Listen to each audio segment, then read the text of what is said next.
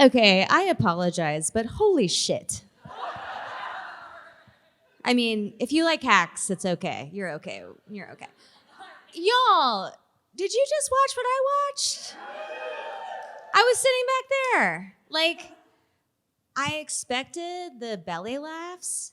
Did you expect to, like... You did. You did.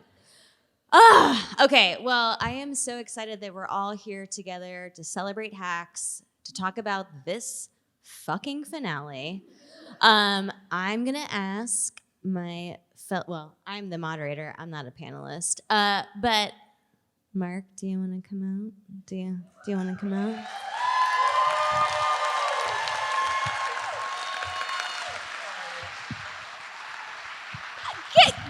What a cut!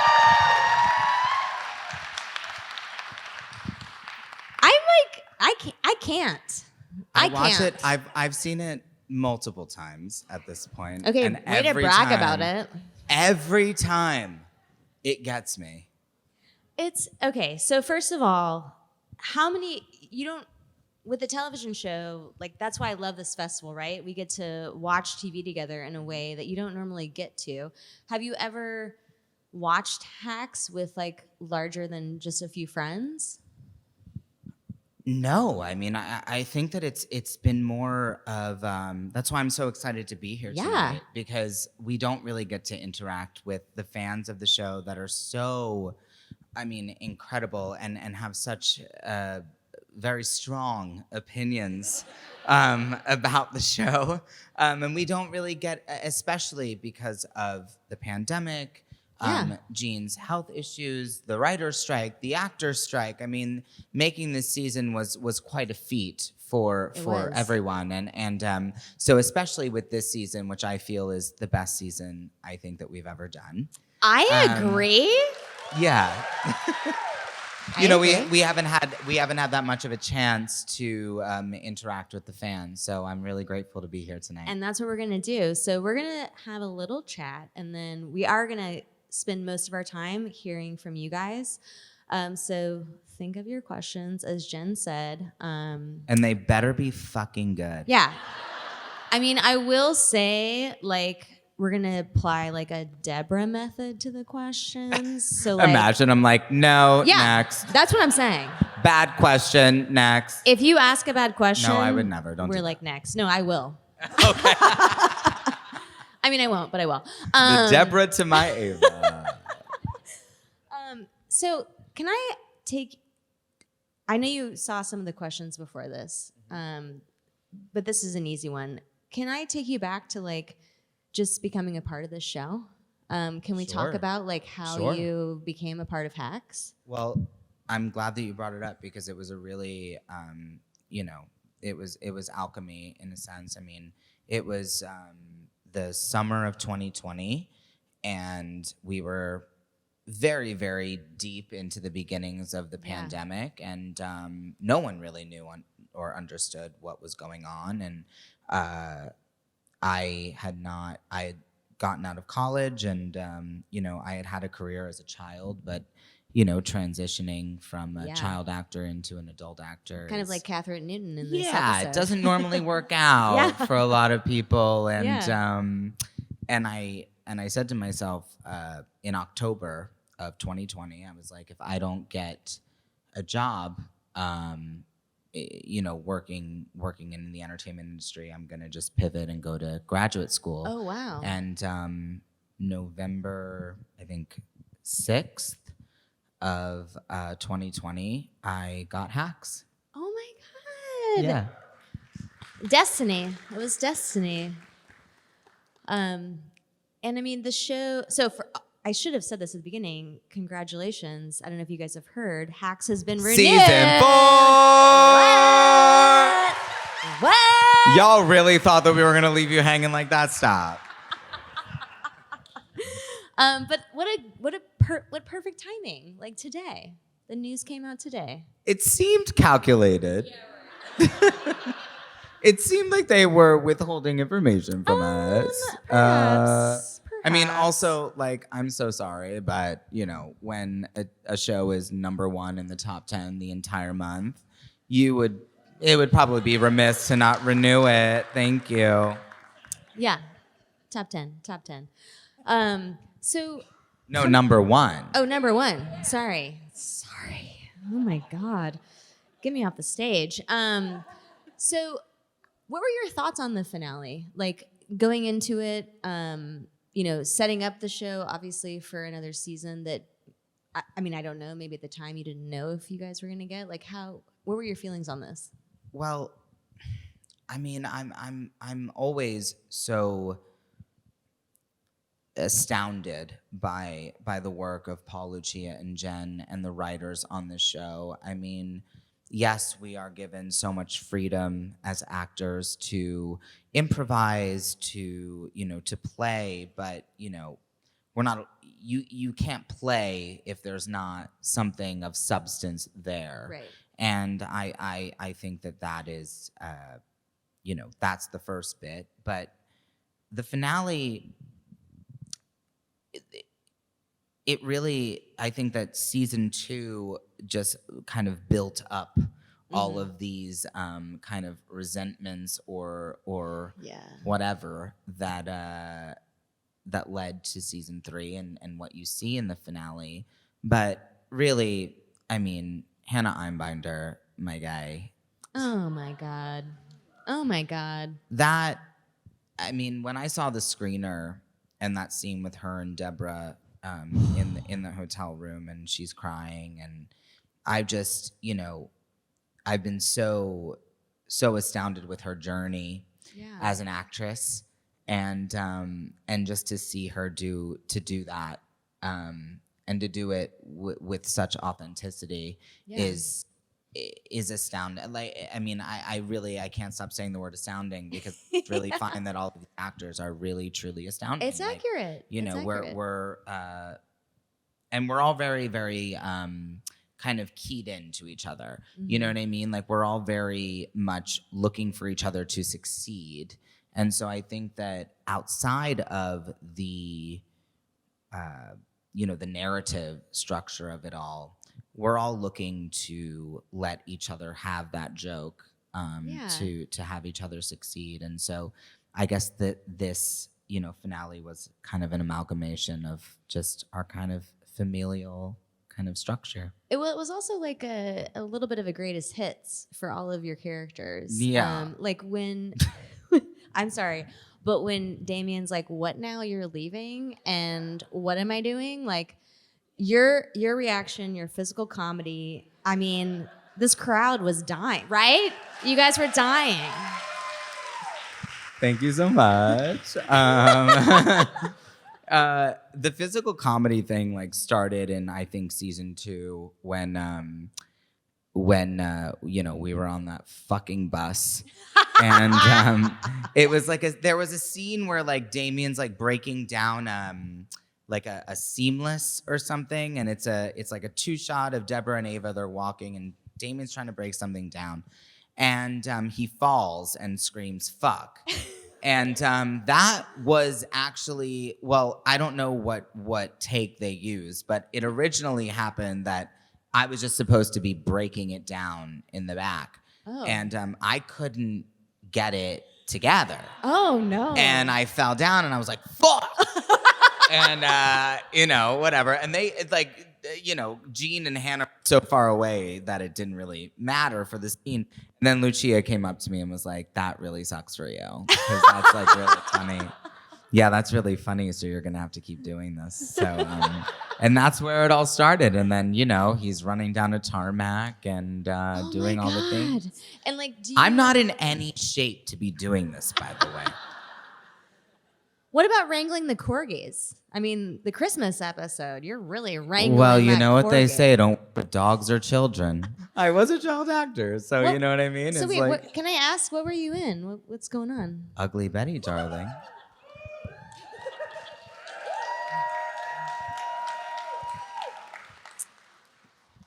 Were you here? The festival did an Ugly Betty. Were you here? We did do a reunion. Yes, in 2016 Wait, you guys, who was here? or Who was 17. here? Hell yes. Yes. And they made like the little tube and we like walked out. It was crazy. I was so drunk. I was like, I was like 21, like ready to rock and roll. Like, oh, girl. And you're like, I'll go back to that festival. Oh, yeah. I was wearing like a Poison t-shirt. Yeah. That's totally. awesome. That's awesome. All right. We are getting close to audience questions. Do we have a microphone? We have one?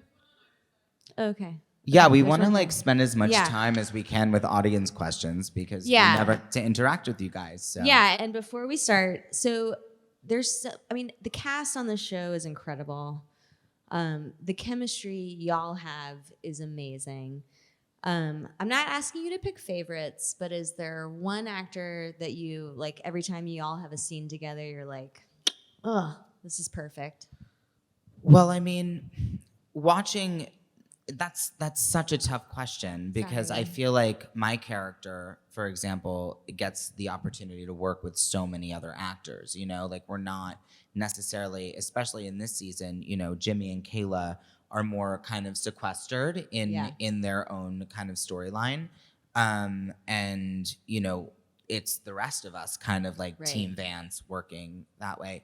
Watching Jean Smart create Deborah is really special. It's not lost on me because of like when I was a kid working on Ugly Betty, I had no idea who Judith Light was, for example. How dare And you? I was 11, so I don't appreciate that. Okay, Sarah. fine. Thank you. You're age shaming me. You're age shaming me, but that's fine. I'm Go ahead. 20 years old.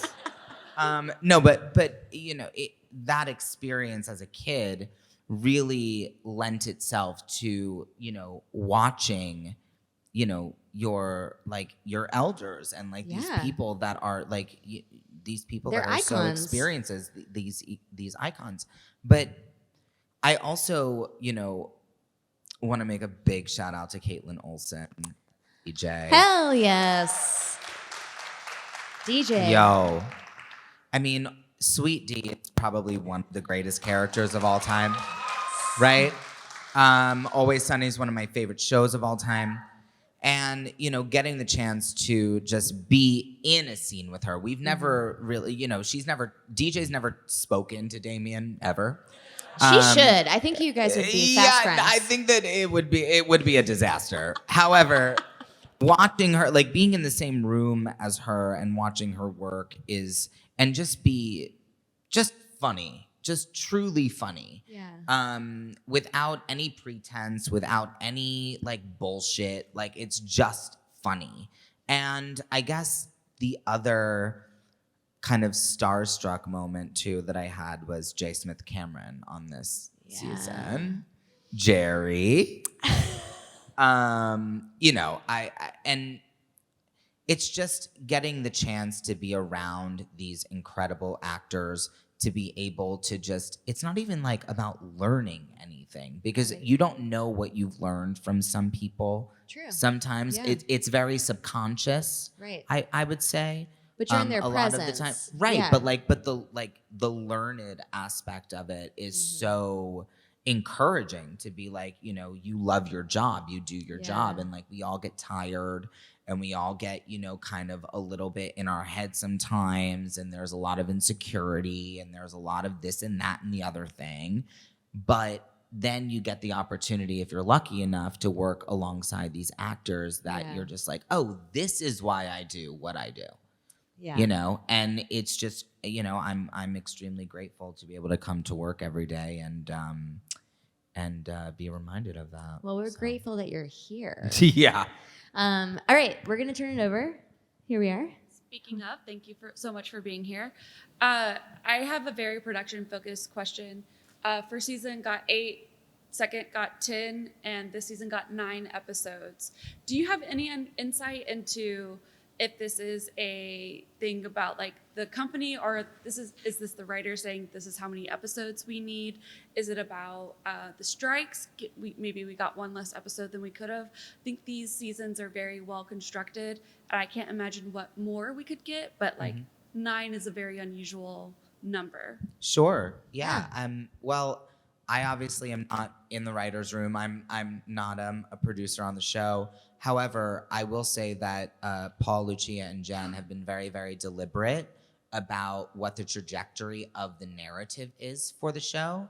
And I suppose that if I had to guess, I would say that the difference in episode kind of count is just based on where they want to land the narrative, and because there is a very there is an ending. You know what I mean? This is not an open-ended kind of situation. When they pitched the show to Max, they pitched the entire show, and so I think that I would say that the episode count probably has something to do with that. Thank you. All right, hi. Hi, Mark. I have a question related to Ugly Betty, but then as it evolves to Hacks. But your character in the later seasons, just how we were coloring in more of Justin's identity and all of that, it just makes me wonder, is there any piece of advice or like a message that you remember getting from maybe sweet Sylvia Horta, may rest in peace, or just any of your cast members, and how that might have helped inform your character on Hacks? Just something that you might have taken with you. Sure. Well, I think that when we made Ugly Betty, it was a really different time.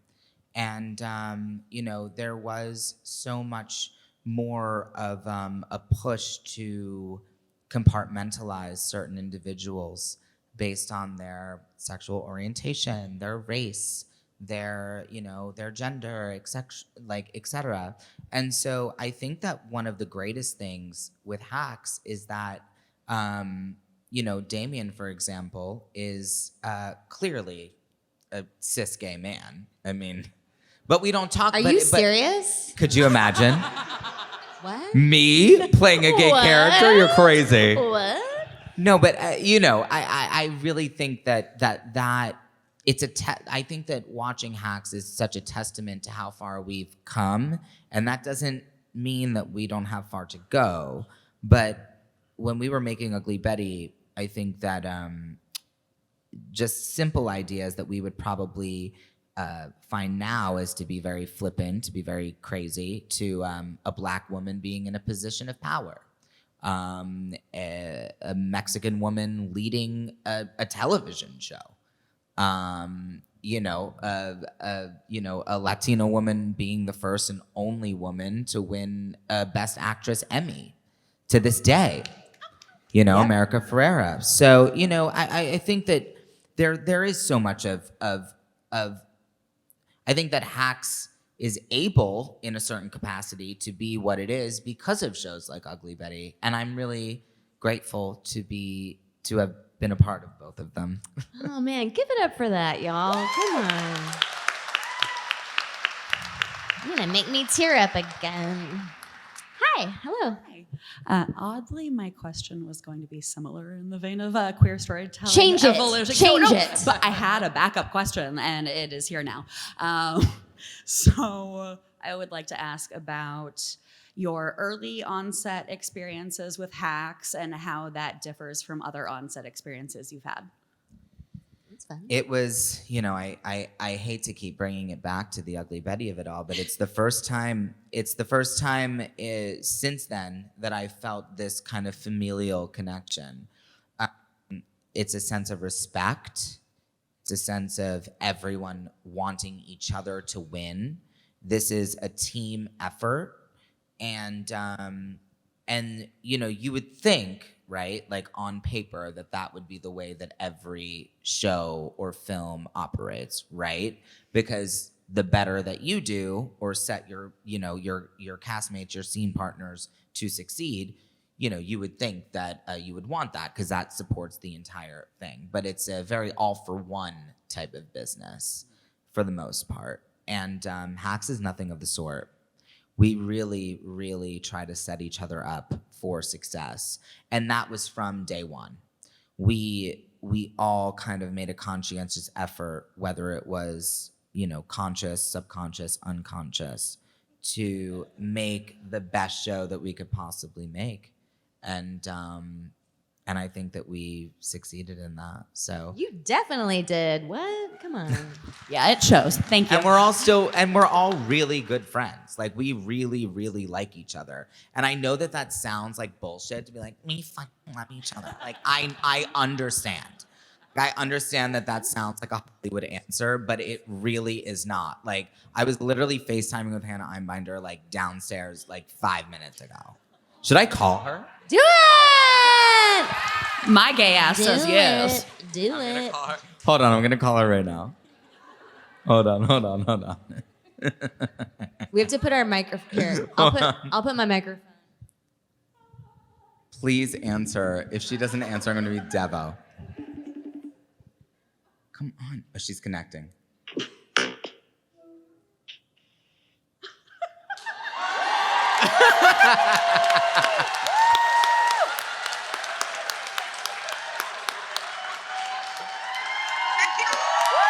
Yes! Stand up for her! Yeah!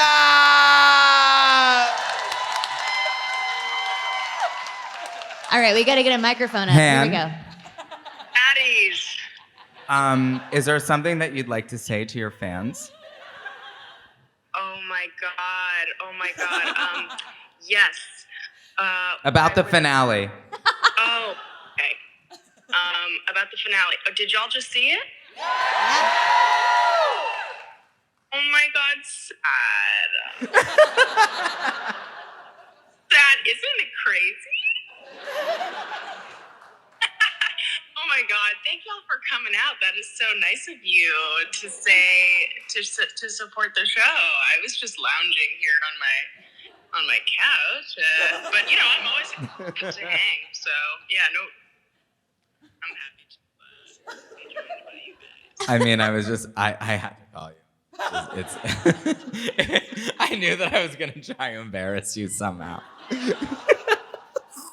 Well, Question for you, Mark. Who are you wearing? oh, what was your question? I'm so sorry. I had a question for you, Mark. Who are you wearing? Oh, I'm so sorry. Oh. This is a vintage Dries Von Noten type of suit. Ooh. Look at the material. Woo.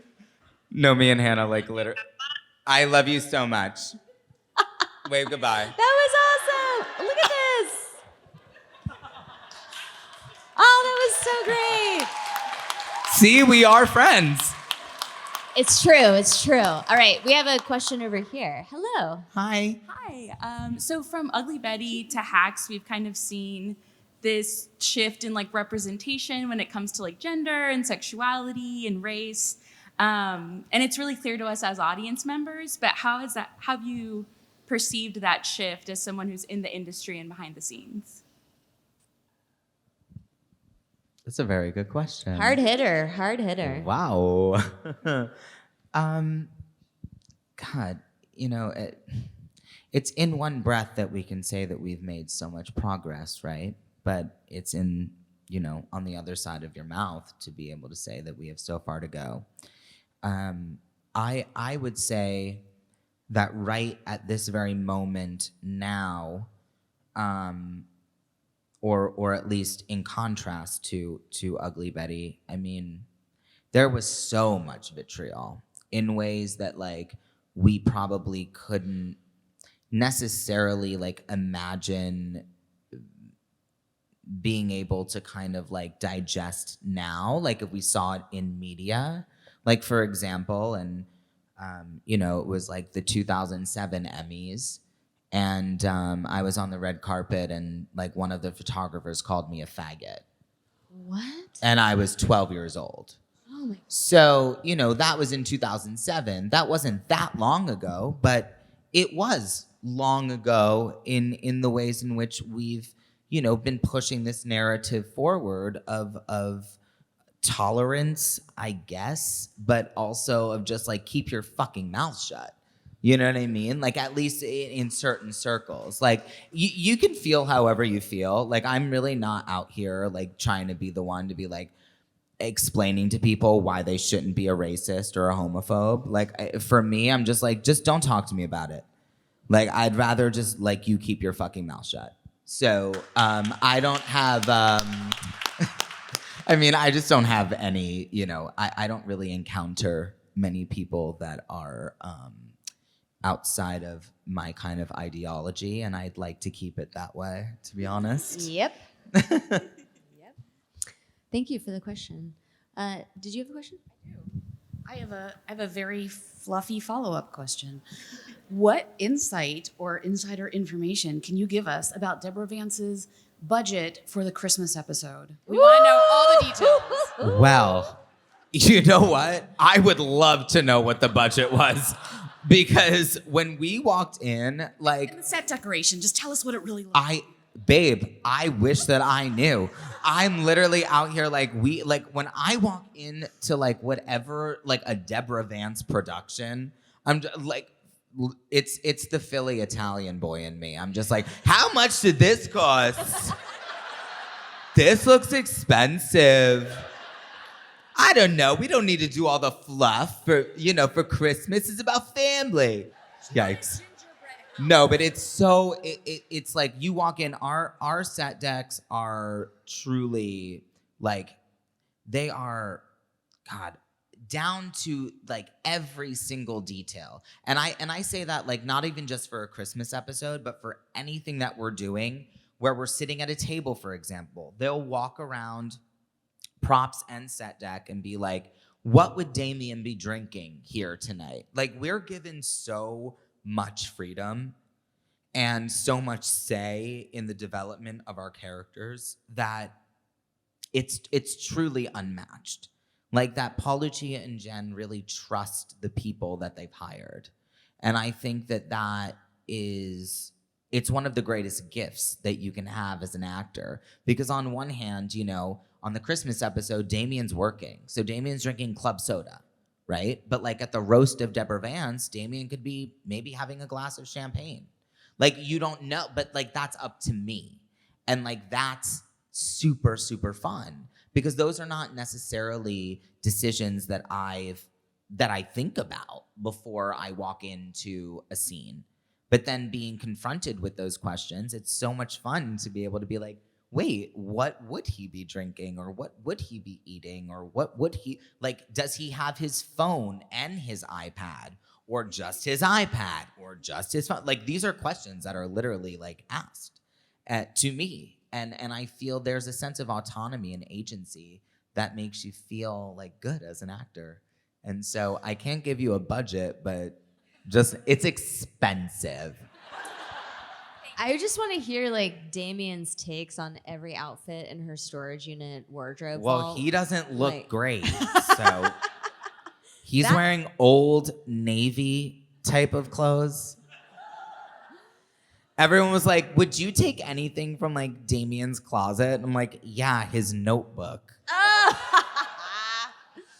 What, the penny loafers that have I ran down that tarmac for 3.5 hours. They're gonna have to get me new ones next season. They're shot. They owe you. I can't run like that.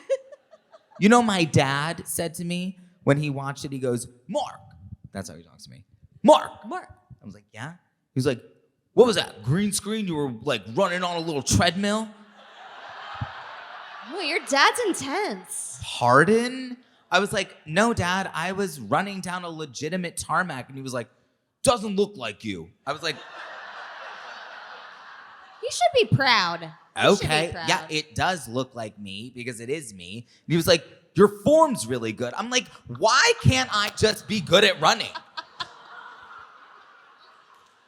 Oh, your toughest critic. Your toughest critic. Okay, we have time for one more question, I think. Hello.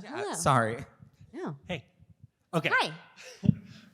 From the safe in the bottom of the pool to Damien not filing taxes, that entire scene is just amazing.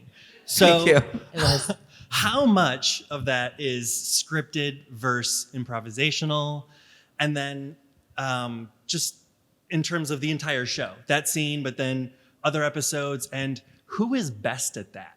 Improvisational, rolling with it, intentional or otherwise? Yeah, improvisational wise, who's the best at it? I would say Paul and Meg are probably the best at it.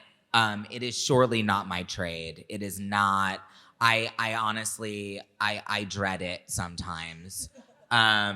You know, and it was a trial by fire for me. I think season 1, everyone is kind of, for the most part, besides myself, was kind of more well-versed in, like, you know, say something here. Whereas I grew up as like, no, you don't say anything ever unless, you know, it's scripted for you to say. That scene between Marcus and Damien was, for the most part, completely scripted, until I fell into his arms. And then we have what we call the voice of God in our, it's a speaker. And Lucia and Paul and Jen, you know, have their microphone in, you know, in Video Village, and they can talk to us through, you know.